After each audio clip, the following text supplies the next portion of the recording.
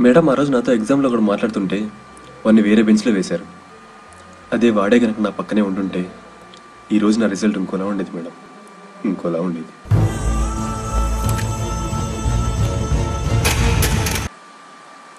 Integrate చేయలేదని మీరు నన్ను ఫెయిల్ చేశారు. కోఆపరేట్ చేయడం నేనేం చేయాలి మేడం? కోఆపరేట్ చేసే ఒక్కడు ఎందుకు వెళ్ళిపోయాడు? మీ వల్ల కదా. మరి మిమ్మల్ని ఏమనాలి, వాడిని ఏమనాలి? కానీ నేనేం అలా అనట్లేదే. ఇప్పటికీ వాడి కోసం ప్లేస్ ఆపుతున్నాను, వాడి నోట్స్ జిరాక్స్ తీస్తున్నాను, మీరు పెట్టే సప్లీలే రాస్తున్నాను. ఈ ఒక్కసారి కొన్ని గ్రేస్ మార్క్స్ వేసి పాస్ చేయలేరా మేడం? కరెక్షన్ చేసేటప్పుడు ప్రతి ప్రొఫెసర్కి 2 ఆలోచనలు రావచ్చు.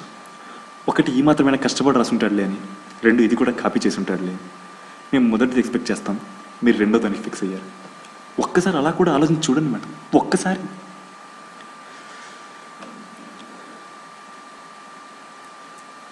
మీరు నా పక్కన లేపినప్పుడు ఆన్సర్ ఏంటో తెలీదు, ఎవరిని అడగాలో అర్థం కాదు, చాలా కోపంగా ఉండేది మేడం. అర్థం కాని క్వశ్చన్కి అర్థం లేని ఆన్సర్లు రాసేవాడిని మేడం, అర్థం లేని ఆన్సర్లు రాసేవాడిని.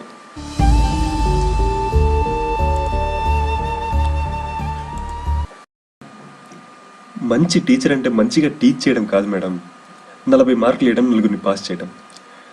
అందుకే క్లాస్లో మీరు ఎంత చించేసినా మా స్లిప్పుల వాల్యూ అలాగే ఉండిపోయింది మేడం. ఇప్పటికీ సెకండ్ ఇయర్లో సబ్జెక్టు, ఈ సెమ్లో వైవా, ఇంటర్నల్స్ 10 మార్కులు మీ చేతుల్లోనే ఉన్నాయి మేడం. మీరంటే మాకు భయం మేడం. మీరొక్కసారి ఊహనండి, కష్టపడకుండా కాపీ చేస్తాం. ఎప్పుడో 3rd సెమ్లో ఉన్న సబ్జెక్ట్కి 2 సంవత్సరాలుగా ఎగ్జామ్ రాస్తూనే ఉన్నాం మేడం, ఎగ్జామ్ రాస్తూనే ఉన్నాం. ఇంకా మా వల్ల కాదు మేడం, మా వల్ల కాదు. కుదిరితే కరుణించండి, లేకపోతే కూడా కరుణించండి. కానీ ఇది ఒక్క సబ్జెక్ట్ పాస్ చేయండి మేడం, దయచేసి పాస్ చేయండి, దయచేసి పాస్ చేయండి.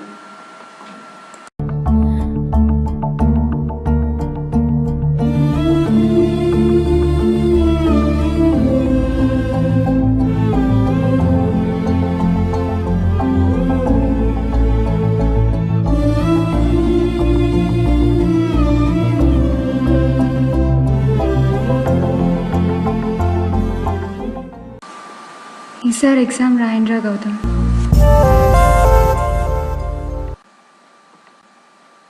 ఒక్కసారి మీలాంటి వాళ్ళని పాస్ చేయాలని ఉంది.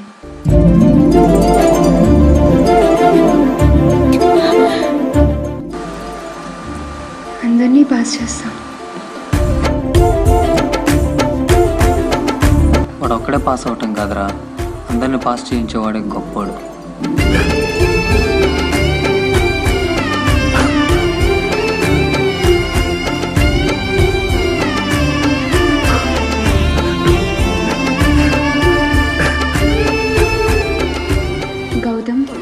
మెకానిక్స్ ప్రొఫెసర్కి కూడా చెప్పాలా? ఇంకా మనకి బ్యాక్లాగ్స్ బాధలేదురా, తీరిపోయింది. మిస్టర్ శేఖర్, మీరు కూడా కరుణించండి, పాపం పాస్ చేయండి.